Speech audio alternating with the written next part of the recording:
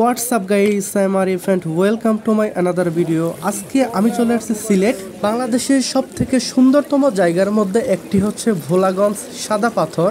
এটি সিলেটে অবস্থিত। আজকে আমি সেখানেই চলে আসছি। এইখানে প্রতিদিন হাজার হাজার দর্শনার্থীদের ভিড় হয়। এই ভোলাগঞ্জ সাদা পাথরের ঝিরির পানিগুলো বয়ে আসছে, দেখেই বোঝা যাচ্ছে কতটা স্বচ্ছ এবং পরিষ্কার পানি।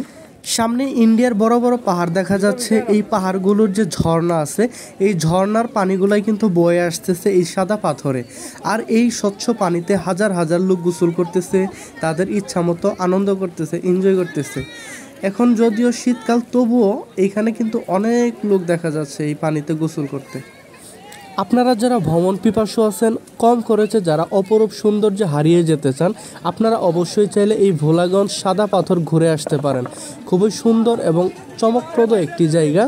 আপনার এখানে আছে পানি, আছে নদী, আছে পাহাড়, আপনি একসাথে সবগুলার ছোঁয়া পাবেন। সবথেকে বড় আফসোসের বিষয় হচ্ছে সামনে যে বড় বড় পাহাড়গুলো দেখা যাচ্ছে, এগুলো মূলত ইন্ডিয়ার ভেতরে অবস্থিত। সামনে তার কাটার বেড়া, আপনি চাইলেও কিন্তু এই পাহাড়গুলোতে উঠতে পারবেন না।